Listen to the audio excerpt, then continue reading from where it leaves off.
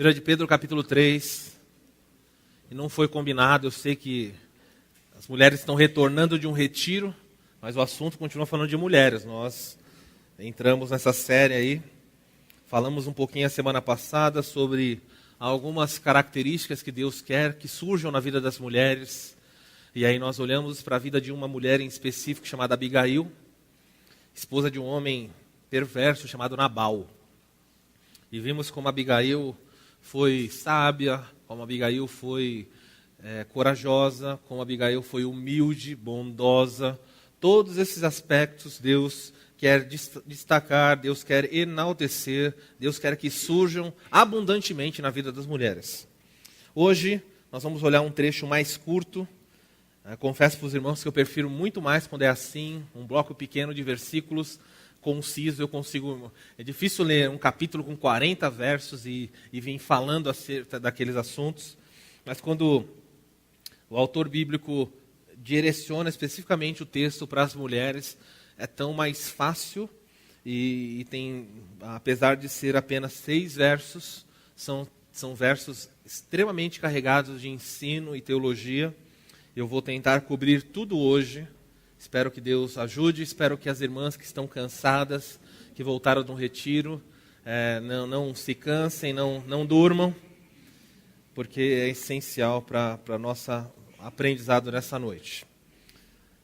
Vamos ler o versículo, capítulo 3, versículo 1 a 6. Mulheres, 1 de Pedro 3, 1 a 6. Mulheres, sede vós igualmente submissas aos vossos próprios maridos, para que, se algum deles ainda não obedece à palavra, seja ganho sem palavras alguma, por meio do procedimento de suas esposas. Ao observarem o vosso honesto comportamento, cheio de temor, não seja o adorno das esposas o que é exterior, como o frisado de cabelos, como adereços de ouro, como aparato ao seu vestiário. Seja, porém, o homem interior do coração unido ao que é incorruptível, de um espírito manso e tranquilo, o que é de grande valor diante de Deus. Pois assim também, a si mesmas se ataviaram outrora as santas mulheres que esperavam em Deus, estando submissas aos seus próprios maridos, como fazia Sara, que obedeceu a Abraão, chamando-lhe de Senhor, da qual vós vos tornastes filhas, praticando o bem, e não temendo perturbação alguma. Esse é o texto dessa noite. Alguns vão se perguntar por que Pedro vai tratar em 7 versículos, ele vai separar 6 versos para tratar da mulher e um único versículo para tratar dos homens. Então, em 7 versos, ele separa 6 e fala, tudo isso é relacionado a mulheres. E apenas um verso eu vou falar para homens. Antes que alguém comece a pensar, não, é que a mulher tem mais coisa para ser trabalhada, então tem muito problema, então Pedro vai dar muita orientação. Nós podemos pensar em outras alternativas a isso. Talvez Pedro tivesse conhecimento a essa altura já da carta que Paulo escreveu aos Efésios. E aí ele viu lá no capítulo 5 que o apóstolo Paulo dedica uma grande parte para falar para o homem. E aí Pedro fala, vou dar uma balanceada nessa situação, vou fazer isso aí. Pode ser uma possibilidade, mas talvez uma possibilidade pouco possível. Provável, mas pouco possível. O mais possível aqui, o que mais se aproximaria é que o objetivo da carta de Pedro, cada uma das cartas, cada um dos textos bíblicos, dos livros, tem um objetivo em si. No caso da primeira epístola de Pedro, se você quiser marcar no topo da Bíblia, aí, quando começa Pedro, você quer falar qual é o tema do livro. É sofrimento e consolação. Pedro escreve para orientar as pessoas a como encontrar consolo em meio a sofrimento.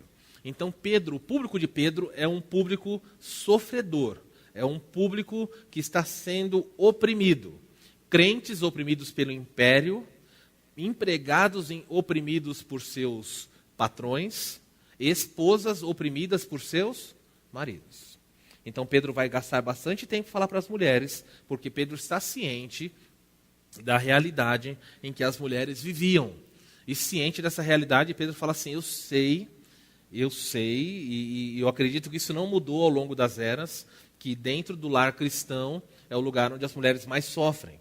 Então Pedro vai falar para a esposa, mas essa mensagem certamente se aplica para a mulher cristã de todas as eras e também as mulheres que não são casadas. Então é melhor você pensar assim, por que ele está tratando sobre 6 versículos? Porque a mulher sofria muito. Então Pedro quer mostrar para ela como encontrar consolo no meio de um ambiente de tamanha adversidade. Mas pastor, por que a mulher sofria bastante? Se você conhecer um pouquinho do contexto da história mundial, você vai descobrir que a mulher, ao longo das eras, ela sempre foi desprezada. Ok? Entre os judeus, a mulher era desprezada, mas ela ainda tinha algum tipo de consideração. Então, quando o judeu lia o texto de Gênesis, e ele via que Deus trouxe Eva e colocou Eva de frente com Adão, isso na cultura dos judeus era uma coisa impressionante. Uma mulher olhando nos olhos de um homem, significava que ela é igual a ele. Significava que ela não era diferente. Que significava que ela tinha a mesma dignidade, o mesmo valor, não a mesma função, mas a mesma dignidade, o mesmo valor e igualdade. Então Deus mostra Adão e Eva de frente para mostrar, vocês são pessoas diferentes, têm a mesma dignidade, mas vocês se completam, assim como as mãos, elas são perfeitamente, elas são idênticas, mas elas estão em lados opostos, não é aqui? O dedão está desse lado, não sei se você percebeu, né, que está desse cada um, mas elas se encaixam. Deus fez isso, Adão e Eva, para eles se encaixarem perfeitamente. E é neste contexto que Pedro vai escrever. Só que o público de Pedro, quando Pedro escreve, não era o público judaico. A mulher tinha alguma dignidade entre os judeus, embora muitas pessoas no judaísmo descartavam a mulher. Os rabis, aliás, quando as pessoas dizem o cristianismo é uma religião machista, o apóstolo Paulo é machista, Pedro é machista, é uma ignorância, um desconhecimento total do que a Bíblia ensina. Se tem alguma religião no mundo que trouxe para a mulher um status que Deus queria desde o início, foi o cristianismo. Hoje as mulheres, talvez hajam várias de vocês sentadas aqui, que fazem curso universitário, já tiveram curso universitário. Você sabe por que é possível você fazer curso universitário? Você deve agradecer a um homem chamado Martinho Lutero. Sem Lutero você não faria universidade. Foi com a reforma protestante, foi com um homem que tinha uma mentalidade correta da Escritura, que vai surgir a oportunidade de que mulheres venham a estudar e venham a se destacar. Porque antigamente a mulher era totalmente desconsiderada. Alguns judeus, na época de Jesus, eles chegavam a fazer reuniões em sinagogas e os rabis sentavam, os mestres da lei, e eles ficavam debatendo para saber se a mulher tinha alma. E eles ficavam lá, o tempão, vamos debater, a mulher tem alma? Ou seja, para você entender, para alguns judeus a mulher era como um cachorro. E olha que o cachorro era melhor tratado, mas ele estava dizendo assim, em que sentido como cachorro? O cachorro não tem alma. Não tem, tá? Você está imaginando que vai ter cachorro no céu, tá? Já tô acabando com a... Fazendo uma digressão. Esse tempo atrás, eu fui num programa e a pessoa me falou que no céu ia ter cachorro, gato. Uns absurdos que nós ouvimos por aí. Não tem, tá bom? Deus te deu animaizinhos, desfrute deles aqui, mas quando eles morrem, eles não têm fôlego de vida, eles não têm alma. Eles não têm parte imaterial para ser salva. Então não tem o céu dos gatinhos, o céu, nada disso. Tá? Voltando para o nosso assunto aqui. Então eles discutiam se a mulher tinha alma ou não. A partir do quê? Qual era a dúvida deles? A dúvida deles era a seguinte: Deus soprou fôlego de vida em Adão, mas Deus não soprou fôlego de vida em Eva. E aí eles começavam a discutir. Logo, a mulher não tem alma. Uma mulher é salva. Os judeus entendiam o seguinte: uma mulher era salva se ela estivesse debaixo de um pai, um homem que fosse circuncidado. Ela era salva dessa maneira. Ela estivesse abaixo de um homem que estivesse em aliança com Deus. Então poderia ser o seu pai, ou então poderia ser o seu marido, quando ela se casasse. Se ela não tivesse assim, ela não era salva. Os judeus desconsideravam ela. Veja, não é um status muito legal no mundo judaico. Aí o cristianismo vem e Jesus renova isso. Pega as mulheres e tira de onde elas estão e coloca em pé de igualdade. Ele é sustentado pelas mulheres, ele conversa com as mulheres, ele ensina as mulheres, ensina as crianças. As pessoas falavam, é perda de tempo ensinar mulheres. Jesus falava, não é perda de tempo. E ele está trazendo um status, está trazendo a mulher. Quando Paulo escreve para os filipenses, e ele diz assim, para a carta de Efésios, desculpe, não os filipenses, e ele diz que em Cristo não há mais judeu e grego, não há mais homem e mulher, mas eles são, diante de Deus, um. Essa beleza é resgatada só pelo cristianismo. Nenhuma religião do mundo faz isso. Se no mundo judaico a mulher já tinha um distrato, e o cristianismo traz, se nós pensarmos no mundo greco-romano, aí acabou. Entre os gentios, a mulher não valia nada. Lixo, absolutamente zero. Se você for para o mundo romano estudar sobre mulheres, o marido tinha direito absoluto de decidir vida e morte da sua esposa. Ele tinha poder de sair impune na lei, de falar, eu quero que ela morra. Há vários relatos na história, por exemplo, de homens que mandaram matar sua esposa, porque ele falou assim, eu vi minha esposa conversando com outra mulher num lugar público. Você fala, qual o problema? Não, eu achei isso uma desonra. Mandava matar. Há relatos de homens do Senado romano que matavam suas esposas porque as esposas ou a esposa foi assistir jogos que tinham lá de gladiadores ou algum tipo de jogo lá, qualquer outra coisa que existisse, mandava matar.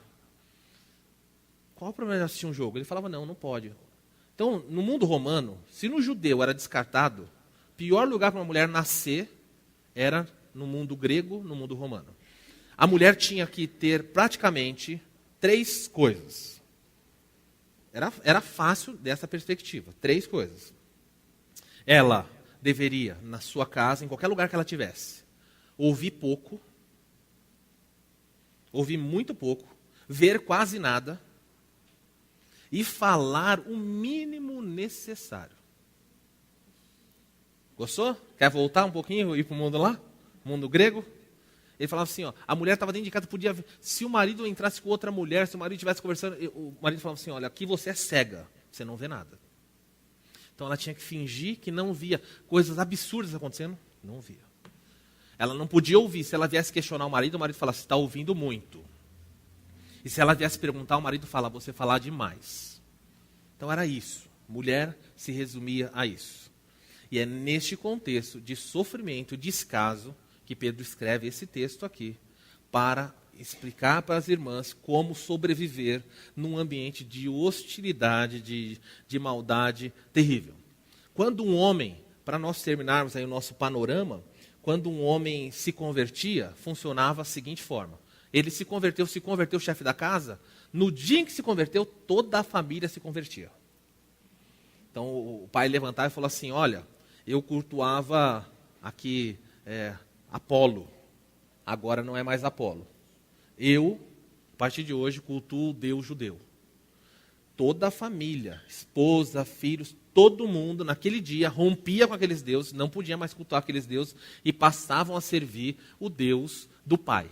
É óbvio que não era uma conversão real, mas ele era o seguinte, o pai ditava qual era a crença da família. Isso no Brasil existiu durante muito tempo, viu? Geração, a pessoa fala assim, a minha família foi sempre católica, a minha família foi... Aí quando um saía daquilo, meu Deus, meu avô, minha avó estão desgostoso, tal pessoa está triste, porque existia não era tão forte, mas existia esse negócio de tradição familiar. Muito bem, o marido se converte e ele diz para a esposa, a partir de amanhã nós vamos cultuar na igreja. Mas sabe o que Pedro está preocupado? O que acontecia era o seguinte, a esposa se convertia e o marido não. E aí a situação era dramática.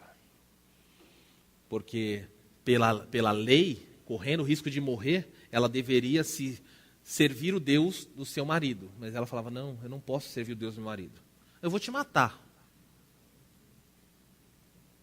Eu não posso servir ao seu Deus. Então mulheres cristãs eram espancadas, eram torturadas, eram mutiladas, porque os seus maridos, os seus pais faziam isso. Isso acontece hoje no mundo? Acontece. Quando uma moça se converte numa família islâmica, o pai mutila ela. Corta dedos, corta a mão. até que ela se arrependa. E se ela não se arrepender, fala, não vou negar a fé, última coisa, o último extremo é matar. Mata mesmo. Enterra vivo. Isso acontece hoje. Imagina numa cultura onde era tudo normal, o homem tinha pleno direito. Agora você tá situando, tudo que eu falei aqui, você consegue situar esse texto dentro desse pano de fundo, desse cenário assustador para as mulheres. E aí Pedro vai gastar 6 versículos para mostrar para elas como ser mulher num cenário desse. Então, eu não projetei ali, mas eu vou falar a verdade central para você. A verdade central é simples. Deus dá para a mulher deveres. Vou repetir. Deus dá para todas as mulheres deveres que se tornam bênção para a família quando são cumpridos. Vou repetir. Deus dá para todas as mulheres alguns deveres. Hoje eu vou falar sobre 3 deveres hoje, tá bom? Então Deus dá mais, mas hoje eu vou falar sobre 3. 3 deveres que Deus dá para as mulheres, que quando esses deveres são cumpridos, são obedecidos, eles se transformam em bênção. Se eles não são obedecidos, esses deveres não se tornam bênção. Pelo contrário, se tornam um problema. Tudo bem? Qual é a verdade central? Deus dá para as mulheres quantos deveres? 3 deveres. Hoje vamos falar sobre 3, tá? Então, mas vamos colocar deveres de modo geral mesmo. Deus dá para as mulheres deveres, que quando cumpridos, se transformam em bênçãos. Muito bem, para a sua família, para a sua vida pessoal. Então, à luz disso, nós vamos introduzir o assunto aí. Estamos falando sobre uma mulher cristã, alguns aspectos que as mulheres devem cultivar, já vimos isso, semana passada foi a história de Abigail, vimos que ela era sábia, bondosa, vimos também que ela deveria ser humilde e corajosa. O texto de hoje, o aspecto introdutório, você deve lembrar o seguinte, os ensinos desse texto são para as mulheres de todas as eras. Não acredite nesse negócio, não, isso é para aquela época, para todas, desde que ele foi escrito, serve para toda mulher que existir, em qualquer país, em qualquer cultura, em qualquer geração. É imutável. É o que nós chamamos, esse texto é um texto transcultural, está acima da sua cultura e transtemporal. Aplica a qualquer época. Vai se aplicar no futuro? Vai se aplicar no futuro também. Segundo lugar, obedecer a palavra de Deus, o que Pedro vai pedir, o dever que Deus vai mostrar através de Pedro, não é uma opção. É um dever, você tem que fazer. Você não pode falar assim, Pedro está sugerindo, eu acho que eu posso pensar diferente. Não, o que ele vai falar aqui hoje são ordens, todas estão em imperativos. Façam isso, façam isso, faça isso. Então, ordens não foram feitas para serem questionadas quando elas vêm de Deus. Algumas ordens são questionadas, mas as de Deus não. De Deus são obedecidas. E por fim, quem não é crente não entenderá nem aceitará o ensino bíblico desse texto. O que nós vamos ver hoje, se você não é crente, porque eu digo isso, talvez você seja aqui, não seja, ou talvez alguém me escute pela internet e não seja. Então, você não vai ouvir coisas e vai falar assim, legal. Não, você vai reagir. Principalmente as mulheres vão reagir a esse texto fortemente. Mas eu espero que você aceite o ensino bíblico, mas eu só sei que vai aceitar quem é crente. Quem não é crente vai falar, que loucura! Que barbaridade! Olha o que estão ensinando nessa igreja, que igreja radical, que igreja absurda, e todo tipo de acusação. Mas normal, faz parte da vida cristã nós olharmos para textos assim. Não estão com medo do texto não, né? Só estou preparando só, estou dando um aspecto aqui introdutório, fique em paz, relaxe, nós não estamos no mundo greco-romano, é no mundo moderno, não é? Então descanse, relaxa aí. Dito isso, vamos olhar então para o que vamos aprender hoje. O texto base que está norteando nossos estudos é Provérbios 14:1. Você sabe de cor? Era para saber, já da semana passada. A mulher sábia edifica a sua casa, mas a tola com as suas próprias mãos a derruba. É isso aí. Se você guardou esse versículo, ao longo das semanas eu quero que você guarde isso. A mulher sábia edifica a sua casa, mas a insensata, com as suas próprias mãos, com as suas atitudes e palavras, ela derruba tudo, ela acaba com a família. Hoje nós vamos olhar o papel da esposa em 1 de Pedro. Muito bem. Primeiro o papel, eu quero que você olhe para o versículo 1, diz assim, mulheres, sede igualmente submissas aos vossos próprios maridos. Eu quero dar ênfase na expressão, sede vós mesmas igualmente. A ideia de igualmente precisa ficar muito claro que o que Deus quer aqui. Alguns comentaristas, ao estudar esse texto, eles vão dizer o seguinte: Pedro, anteriormente, no versículo 18 do capítulo 2, Pedro vai falar sobre submissão de servos aos seus senhores. No capítulo 11, ele vai falar de submissão de crentes ao governo.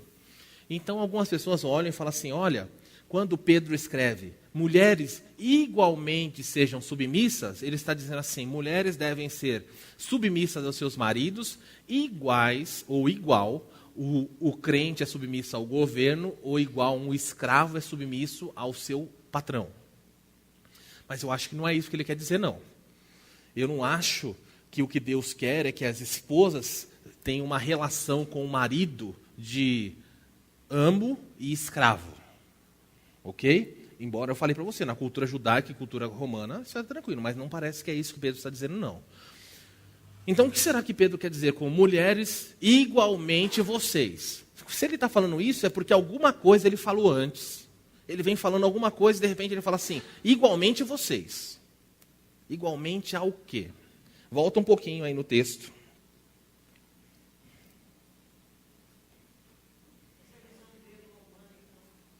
A visão greco-romana o quê? A visão greco-romana é a mulher é escravo, o homem é amo, absoluto, é senhor. Então, o dono do escravo podia açoitar, matar e vender. Então, isso é o que o romano entendia. O romano não tinha problema com o negócio de divórcio, não. Sem dilema. Não gostou? Mata. Não gostou? Vende como escravo. Ainda dá dinheiro. Ganhava dinheiro com a esposa. Essa é a visão. Não vou falar amém, vocês vão falar amém? Não, ninguém vai falar amém. Mas esse é o mundo romano, gente. Um mundo infernal de se viver para uma mulher. Aí a mulher lá no mundo romano se converte. Ela tem que se deparar com esse dilema. Pedro vai escrever para ela, porque é assustador o cenário. Igualmente sejam submissas. Igualmente a quem? Para ficar claro para nós. Não é ao crente que submete ao governo e não é ao servo que submete ao escravo. Pedro, imediatamente ao assunto que ele vai introduzir, ele cita a história de Jesus. Pedro conta a história de Jesus e ele diz assim, verso 21. Porquanto, para isso mesmo vocês foram chamados, pois também Cristo sofreu em vosso lugar, deixando-vos exemplo a ser seguidos. Presta atenção, ele cita Jesus e olha o que ele fala de Jesus. O qual não cometeu pecado, nem dolo algum se achou em sua boca. Pois ele, faz uma bolinha no verso 23, que é central para o assunto do próximo capítulo. Ele, quando ultrajado, não revidava. Quando maltratado, não fazia ameaças, mas se entregava àquele que julga retamente. Vou ler de novo. Ele, quando ultrajado, como é que tem outra versão? Tem outra versão para isso, ultrajado? Quando insultado, ele não fazia o quê? Ele, Jesus, quando insultado, não revidava. O que mais? Quando sofria, não fazia ameaças. Vocês já entenderam aonde é que Pedro quer chegar com vocês igualmente. É isso aí que Pedro está se remetendo. Então, a primeira coisa que nós vamos ver aqui é que uma mulher tem que ser sujeita, ou sujeitar-se ao seu marido. Esse é um dever, uma obrigação. Sujeição é algo inegociável. A palavra sujeição que aparece nesse texto aqui, a palavra sujeitar-se no texto grego, é a palavra hipotasso. Mas falou, o que é isso? Era uma palavra muito forte. Ela é usada no Novo Testamento 11 vezes. As 11 vezes que ela é usada, ela tem uma ligação muito forte. Eu vou ler para vocês algumas das formas. Ó, hipotasso significa uma sujeição quase militar abaixo de alguém. Foi usada 11 vezes. Em que contexto? Diz que Jesus está sujeito ao seu Pai. Diz que os demônios são sujeitos aos discípulos. Diz que o universo está sujeito a Cristo. Os anjos estão sujeitos a Cristo. Cristo está sujeito ao seu Pai. A esposa está sujeita ao marido. A igreja deve estar sujeita a Cristo. Os servos aos seus senhores e o cristão a Deus. Todas as vezes que foi usado, de que maneira o universo se sujeita a Deus? Como? Totalmente, absolutamente. Como é que Cristo se sujeita a Deus? A palavra usada, não dá para escapar disso. Ele diz assim, você deve absolutamente, radicalmente, entrar abaixo de alguém. em uma relação de sujeição, uma relação na qual existe alguém comandando, não explorando, não maltratando. Não era o que Deus fazia com Cristo. Não é o que Cristo faz com a igreja. Ele fala, entre abaixo de alguém. E alguém vai ser o comandante dessa casa. Alguém vai liderar, alguém vai apontar o caminho. De modo que o homem, ele não pode se dar o luxo de não saber o que está acontecendo. Ele precisa dar direção para a sua família. Ele precisa guiar os seus filhos. Ele precisa se preocupar com tudo o que está acontecendo. Submissão não tem nada a ver com capacidade. Porque, olha, o que tem de mulher mais capacitada do que seus maridos? Não tem a menor dúvida. Existem maridos mais capacitados? Existem. Mas existem esposas que são altamente capacitadas. E elas entram numa relação, e às vezes casam com o marido, que o marido tem menos estudo, o marido tem menos cultura, e Deus fala, sujeite-se a ele, entre debaixo do comando dele. Mas Senhor, eu sei mais do que ele. Sujeite-se abaixo dele, como o meu filho se sujeita a mim, como Cristo se sujeita a Deus, como a igreja se sujeita a Cristo, como os demônios se sujeitam abaixo dos discípulos. É uma relação inegociável, sujeição. As mulheres precisam fazer isso. Não tem a ver com dignidade, como eu falei, com capacidade. Também não tem a ver com dignidade. Já mostrei para vocês que é o fato de Deus colocar um de frente com o outro, mostra que os dois têm a mesma dignidade. Não tem a ver com nenhum tipo de honra especial. Ah, o homem é mais nobre, o homem é mais isso. Mas não tem nada. Onde você quiser procurar, não vai achar razão. É só uma distinção funcional. Sempre vai ter um líder. Não funciona uma família em que os dois, nós falamos assim, ó, nós temos votos iguais. Vamos votar. Vamos fazer uma democracia, e aí nós tomamos a decisão. Olha, o relacionamento numa família é um relacionamento de conversa, é um relacionamento onde se conversa para chegar em decisão. Mas pode chegar em situações, não sei se você já como casado passou por isso, mas vai chegar numa situação em que o marido não vai conseguir convencer a esposa do seu argumento, e a esposa não consegue convencer o marido do seu argumento. Há um dilema ali. Quando chega esse dilema, é a voz do marido que tem que ser seguida. É assim que Deus quer. É assim que você vai estar seguro. Mas se nós quebrarmos a cara, pastor, vamos quebrar a cara junto. Deixa Deus lidar com a situação. Deus quer sujeição, desde que não seja ordens que envolvam pecados. Tudo que eu estou falando aqui tem que ser ordens que não envolvam pecado, ok? Estou falando de discordar de assuntos para lidar. Você pode juntar um grupo de pessoas para trabalhar, até num setor de trabalho. Junta 10 pessoas e diz assim, olha, aqui todo mundo é igual. Tá bom? Põe todo mundo numa sala e fala assim, todo mundo aqui é igual, todo mundo tem o mesmo valor. Sabe o que vai acontecer? Vai surgir do meio deles um líder. Sem ninguém abrir a boca. Vai ficar todo mundo falando, vai fazer trabalho de faculdade, todo mundo falando, de repente alguém fala assim, gente, peraí, o que nós temos que colocar aqui é isso, é aqui, a pessoa, ela aparece. Junta crianças, põe um monte de criança aqui no salão e fica só observando as crianças. Elas estão todas aqui no salão. Aí um corre para lá, um quer brincar de pega-pega, um quer brincar de peteca, um quer brincar disso, daquilo. De repente alguém fala, não, peraí, gente, peraí. Faz uma fila aqui. Você fala, opa, ninguém colocou ele de líder. Ou ela de líder. Mas ela aparece, ele aparece. O líder surge, é espontâneo. Quer ver entre os seus filhos? Pode juntar os seus filhos na sua casa, vai aparecer. Um deles exerce liderança. E quando você tem mais líderes em casa, principalmente pais que estão educando meninos, você tem que educar todos para serem líderes. Você vai ter mais conflito, já estou avisando você, claro que vai ter. Pai, quem manda? Olha, aqui na casa quem manda sou eu, filho, mas você é líder. Eu tenho que educar minha filha para ser liderada. Ela vai para a escola.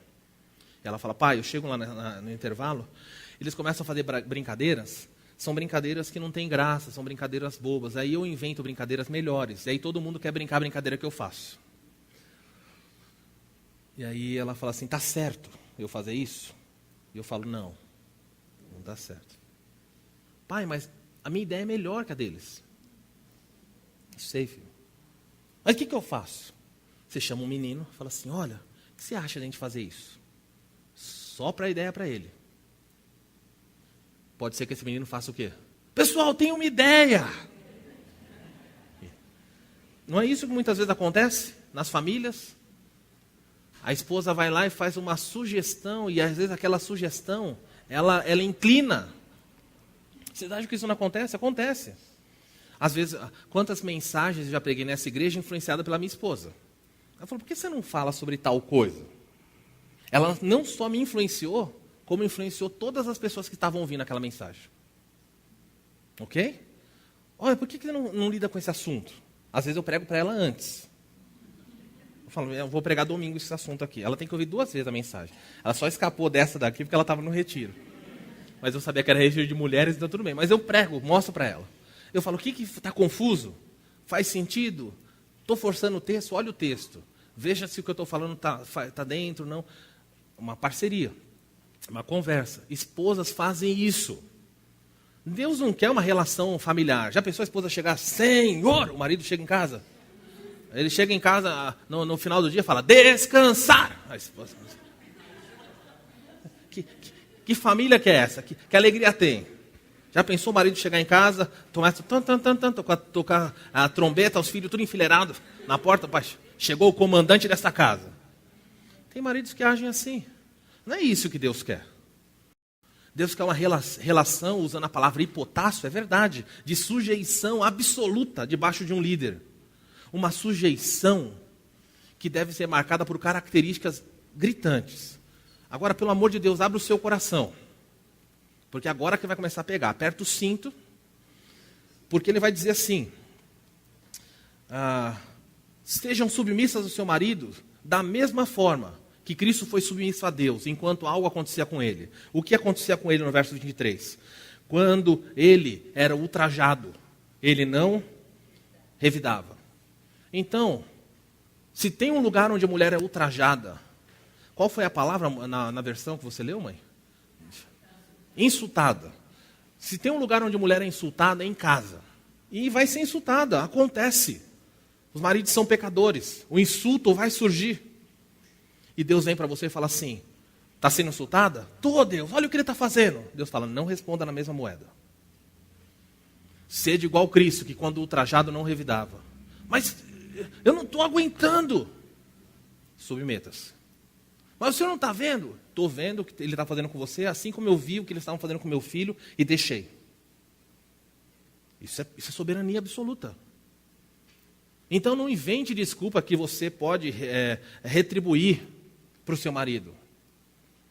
Há um ditado popular maligno que diz o seguinte, alguns pais dizem para os seus filhos, bateu, levou. Como? Passou a moto, não entendi.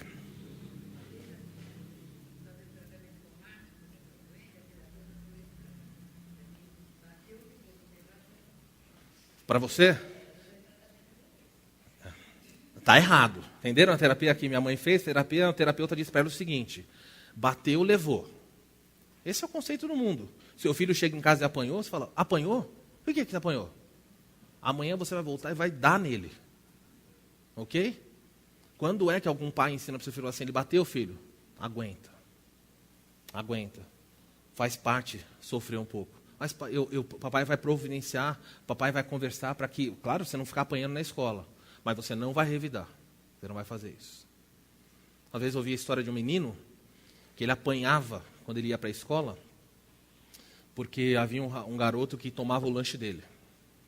Ele chegava na escola, na hora do intervalo, o garoto maior sabia que a mãe daquele menino mandava lanches gostosos.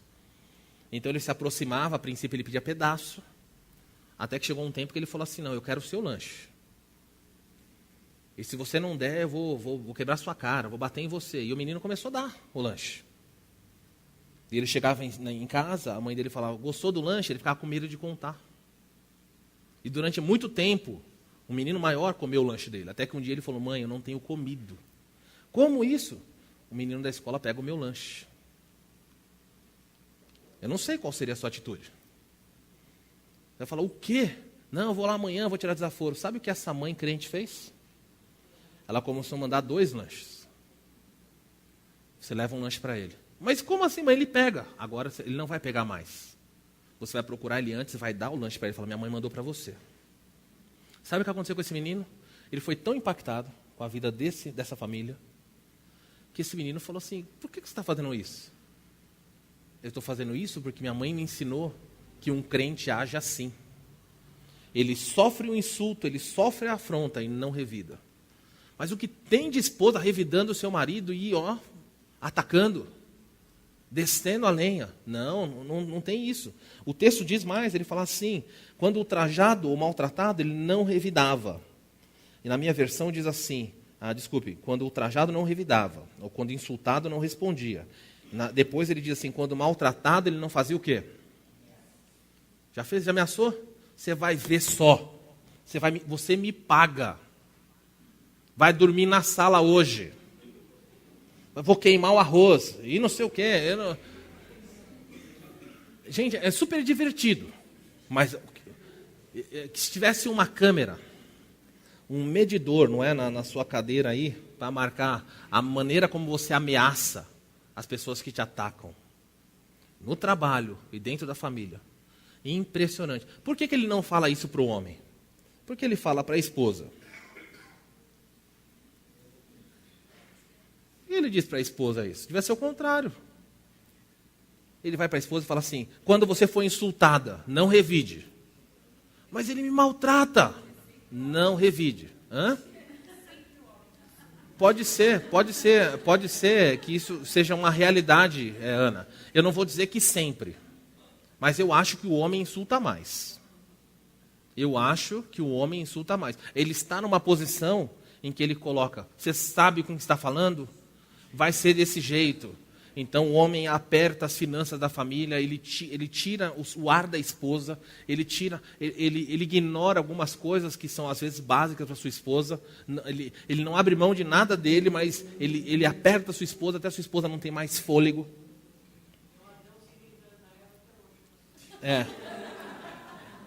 E a Eva respondendo a Adão como hoje. Deus disse para Eva, logo depois do pecado, a primeira coisa que Deus disse para Eva é o seguinte, o seu marido vai dominar sobre você. E desde então, gerações de Eva surgem. E quando eu falo hoje, submeta-se abaixo do seu marido, vem uma espinhada, uma agulhada em você que você fala, não posso, não quero, não vou. Faz parte.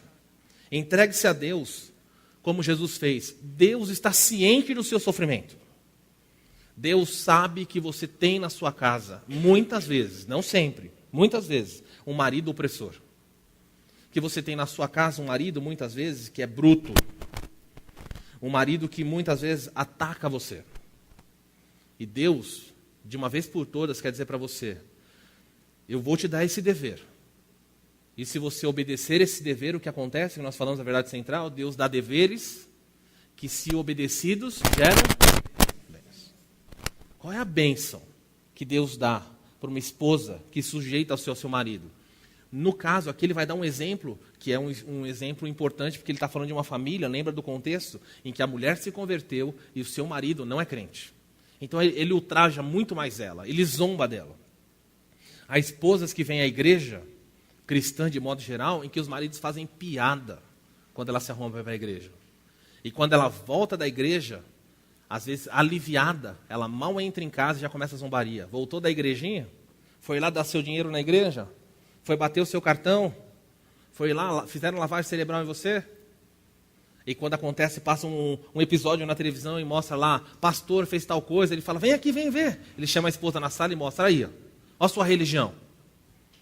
E o tempo inteiro, às vezes está com amigos, a esposa está perto, piadinha. E alguma sátira. Não fala perto dela não, porque ela é crente. E lá a esposa faz alguma coisa errada, ele fala assim, mas você não é crente? Por que você está fazendo isso? E o tempo inteiro, ultrajando, atacando, aviltando. E Deus fala para você, não responda às ameaças no mesmo pé. Não responda o ultraje. Aceite. Aceite como? Aceite como Cristo fez, calado. Como fazer isso?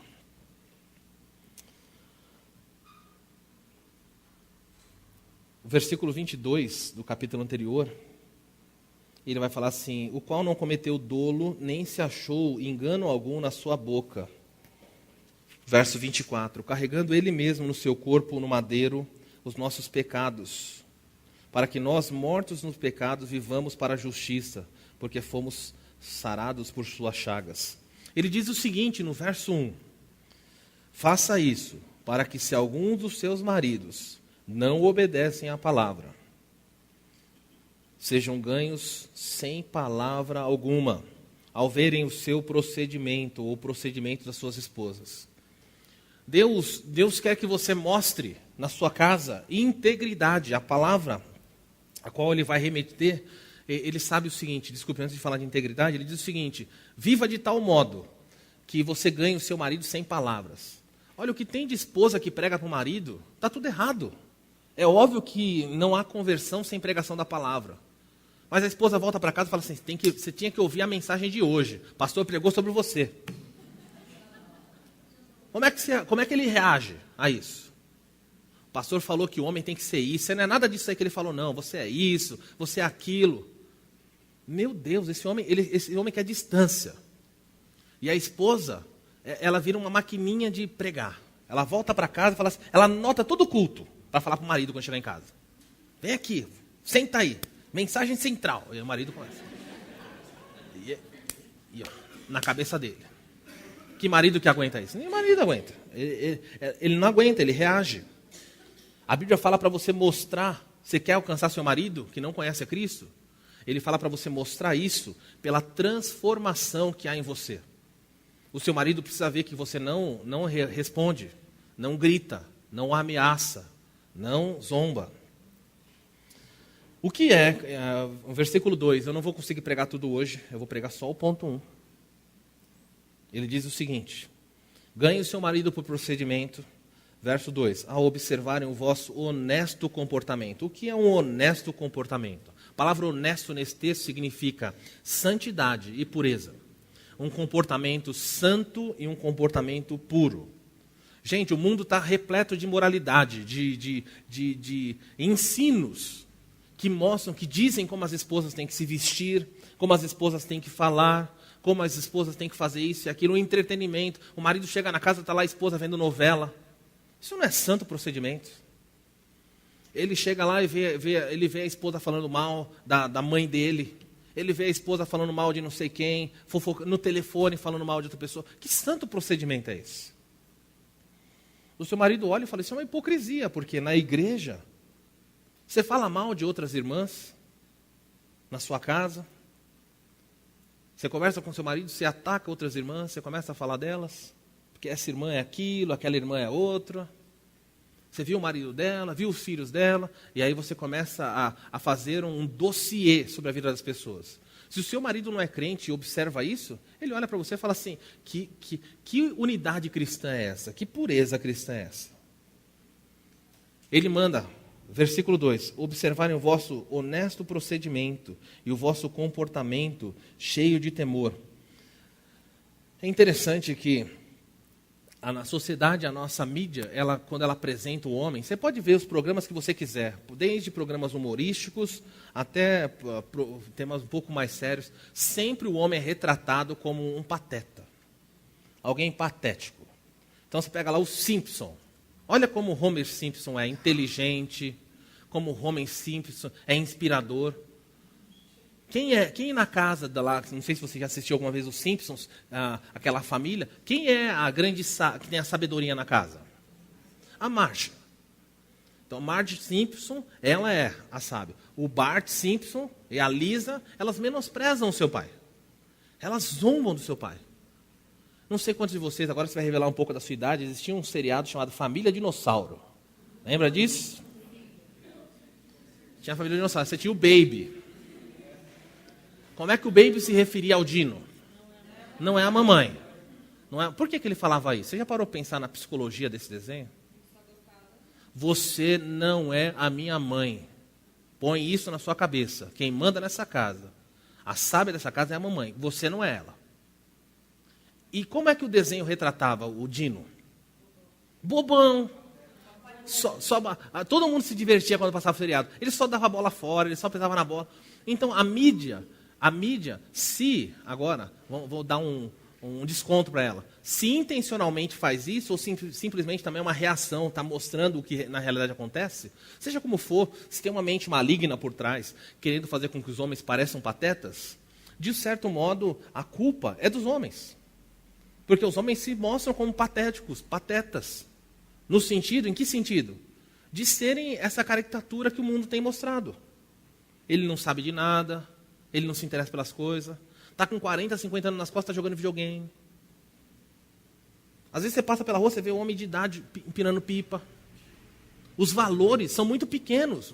Então a sociedade olha e fala assim, esse tipo de homem não serve. Por que o movimento feminista saiu para a rua? Porque ela olhou para esse tipo de homem e falou, esse tipo de homem não serve, não dá certo. E a mídia faz isso. Eu vou terminar a parte 1 de hoje, só dá para fazer isso. Cada um de nós aqui sentado, nós temos necessidades. Entenda o seguinte, você, mulher, tem uma necessidade e os maridos têm as suas necessidades também. Uma das necessidades fundamentais da esposa, talvez esteja em top 10 da necessidade da esposa, é que a esposa precisa ser amada. A esposa, ela quer ser amada. Aliás, quem que pergunta sempre para o outro? Você me ama? Da onde surge essa pergunta? Não é? Então, aí a esposa pergunta assim, você me ama? A pior coisa que o marido dizer é falar, quem? Eu? Não pode dizer isso. Né? Ele não pode virar e falar, defina amor. Qualquer coisa que ele falar, acabou. Hã? Ele fala assim, amor, eu não tinha refletido sobre isso.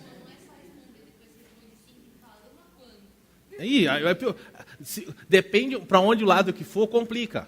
A esposa, a mulher, ela tem necessidade de ser amada. De vez em quando ela pergunta, você me ama?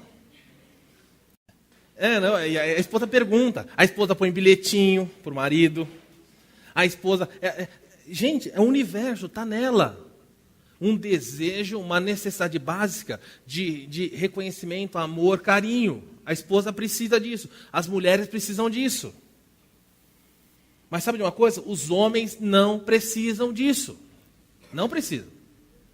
Estou falando como ele não precisa ser amado. Mas ele não fica nessa daí. Você me ama? Vou até parar, né? Eu não vou desdobrar isso daqui. Que vai, você vira para a esposa, sua esposa está dormindo de noite, você acorda ela e fala, bem, você me ama? Não vai fazer isso. A esposa sempre espera que o marido ama mais. E se o marido sair de manhã e colocar um bilhetinho, a esposa fala, ele me ama. A esposa pega flores e começa, bem me quer, mal me quer, bem me quer. E se chegar na última de mal me quer, ela quebra a folha no meio e fala, mal me quer, e pega um pedacinho e fala, bem me quer. Sempre termina bem me quer. Agora, se eu encontrar um homem, bem me quer, mal me quer, eu falo, é isso aí. Não dá. Não é necessidade dos homens. Deus... Ache um texto na Bíblia que está falando, mulheres amem os seus maridos. Cite para mim um texto. Fala qualquer um. Vamos lá. Deve ser fácil achar. Maridos amai. A Bíblia fala de marido amando a esposa. Agora fala de esposa. A esposa ame o seu marido. Mas tem sujeite-se. Sujeite-se tem. Mas por que não tem uma esposa ame o seu marido? Você não precisa pedir, ela ama. Ela ama de todo o coração, ela faz parte. Agora, o seu marido, o homem, se a mulher tem necessidade de ser amada, o marido também tem uma necessidade fundamental. Anota aí. Pega papel e anota aí, vou contar um segredo, uma necessidade real que o seu marido tem. O seu marido tem necessidade de ser respeitado. O seu é necessário. Nossa, você não tem ideia o quanto ele precisa ser respeitado. Então, se o seu marido tem defeitos e ele tem, a única pessoa com quem você deve conversar sobre os defeitos do seu marido é o seu marido. Então, se você se junta numa rodinha e você zomba do seu marido, você faz piadinha do seu marido, você brinca com gafes que o seu marido faz. O seu marido é motivo de riso para todas as mulheres. Você brinca quando você está na sua família com o seu marido. Você conta histórias hilariantes que o seu marido cometeu. Erros. Você expõe o seu marido. Deixa eu dizer para você que você está dando tiro em você mesmo. Porque se você tem necessidade de amor, o seu marido tem necessidade de respeito. O seu marido, parte do respeito, ele quer ser ouvido. Uma coisa que deixa um marido feliz, um homem feliz, é que quando ele fala, a esposa fala, você tem razão. Ou fala, eu vou considerar o que você falou, eu não havia pensado desse jeito. Mas quantas vezes a esposa está esperando, está se coçando para dar resposta. E fala, não, ele está esperando a chance dela falar de sobrepor e dar. Isso não é respeito. Isso é afronta. Há esposas que lidam com o marido com sarcasmo. Há esposas que lidam com o marido com desprezo. Zombam da aparência, zombam do cheiro, zombam da fala, zombam da cultura, zombam da família. E depois elas falam assim, bem, você me ama? O que você espera que ele responda? Ele não diz não. Mas o amor dele está sendo envenenado. Está sendo esganado pela sua falta de respeito. Deus vem e fala, mulheres, igualmente vocês sejam submissas aos seus maridos. Ripotasso, entre abaixo dele, numa sujeição absoluta, demonstrando para ele, não pela sua fala, mas pelo seu procedimento puro e honesto, que Deus faz parte da sua vida. Se ele te ultrajar, não revide. Se ele te ameaçar, não responda. Se ele te ferir, faça como Cristo, que o texto fala aqui, fazendo tudo isso que faziam com ele. Estamos terminando aqui. Olha como ele resolvia seu problema. Verso 23, o finalzinho do verso 23. Vê se você identifica como ele resolvia o seu problema. O que ele fazia? Mas ele se entregava àquele que julga retamente, a Deus. Está sendo oprimido em casa? O marido está pisando em você? Está menosprezando você? Volte-se para Deus. Não afronte ele. Não desrespeite ele. Quer ter um lar abençoado? Primeira coisa, Deus quer sujeição. Agora eu não espero que quem não ame a Deus, quem não conheça, quem não sirva a Deus, entenda isso. Isso aqui só pode surgir no coração de uma esposa crente. Eu vou dizer uma coisa com você, talvez o seu marido não mereça. E talvez a maior parte de nós aqui, homens, ou talvez todos, não mereçamos esse tipo de honra. Mas Deus não quer saber se seu marido merece ou não. Ele fala, faça. Jesus merecia ser humilhado pelo Império Romano? Ele merecia ser esbofeteado? Mas ele foi. Agora, qual foi a bênção de tudo isso? Deus o colocou acima, deu a ele um nome, para que o nome de Jesus se dobre, todo o joelho que há no céu, na terra e debaixo da terra, e toda a língua confesse que Jesus Cristo é o Senhor. A honra. Não dá tempo de explorar mais o assunto hoje, mas a Bíblia fala assim, que Deus resiste aos soberbos, mas dá graça aos humildes. O próprio Pedro, se você avançar mais, não vai fazer isso agora, mas no capítulo 5, ele vira aí no 5, senão você vai embora, não vai dar para falar. Verso 6, rapidamente, 5, 6. Humilhai-vos, portanto, sobre a poderosa mão de Deus, para que em tempo oportuno quem vai exaltar você é Ele. Então, se ele olha para uma esposa que está sendo oprimida debaixo do seu marido, mas mantém o respeito, a honra, a santidade, um procedimento honesto, Deus vai reagir. Deus vai lidar. Semana que vem nós vamos ver como é que Deus reage.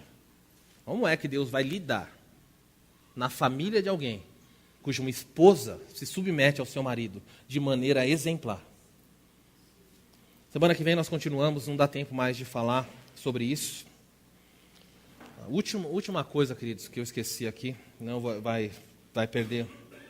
Ao longo da história da igreja, se você procurar maridos exemplares, personagens que foram maridos exemplares, você não vai achar muitos, não.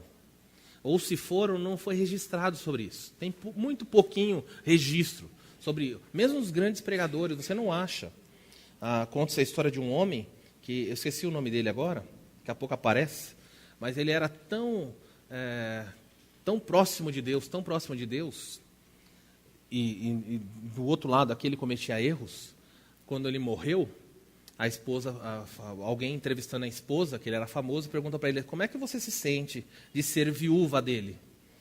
E ela falou assim, eu fui viúva a vida toda, ele era casado com Deus.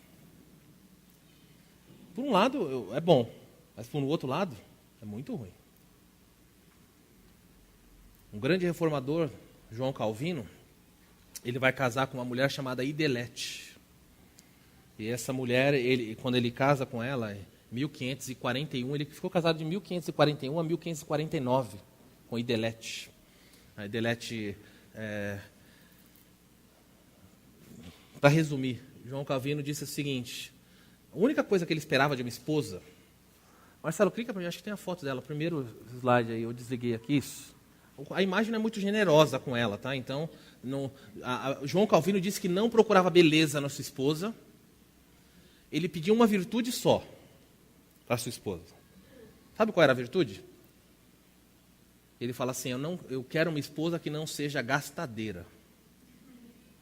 Ele não queria uma esposa, ele queria uma esposa econômica. Ele escreve isso, ele fala assim: eu só quero isso. Não pode ser feia, pode ser... Eu só quero que seja econômica. Acho que ele tinha alguma crise com isso, ele só pedia isso: eu quero que a esposa seja econômica. Alguns maridos aí pediam isso, falaram: eu queria uma esposa econômica. E Deus deu uma esposa pródiga, gastadeira. O fato é que, quando ela morre, eles tinham casado cerca de 8 anos, ela morre. João Calvino vai escrever sobre isso. Ele diz assim que Deus me privou da melhor companheira que um homem poderia ter. Você fala: por que ele falou isso dela? Era uma mulher que profunda sujeição, e uma mulher de grande respeito. Ele nunca reclamou. Ele tinha ao lado dele uma mulher sujeita, uma mulher respeitosa. Deus te ajude. Respeito, sujeição. Vamos orar? Não dá para continuarmos mais. Semana que vem, se quiser vir, vem ouvir o resto. Ó Deus de toda graça, Tu que conhece todas as coisas, conhece o nosso dilema. O Senhor sabe que nós somos imperfeitos. O Senhor sabe que as irmãs que aqui estão, elas querem acertar. Mas, Deus, é muito difícil. Porque, enquanto elas buscam sujeitar-se, elas encontram muitas vezes maridos brutos, maridos incompreensíveis, maridos arrogantes, pessoas que não respeitam os seus sentimentos, não entendem a esposa como parte mais frágil. E debaixo da grosseria, muitas irmãs reagem a isso com ofensas, retrucando, batendo boca. E a Tua palavra diz que tudo isso está errado. O Senhor está buscando nessa noite mulheres que entendam de uma vez por todas qual é o lugar delas na escala da família. Um lugar de sujeição respeitosa.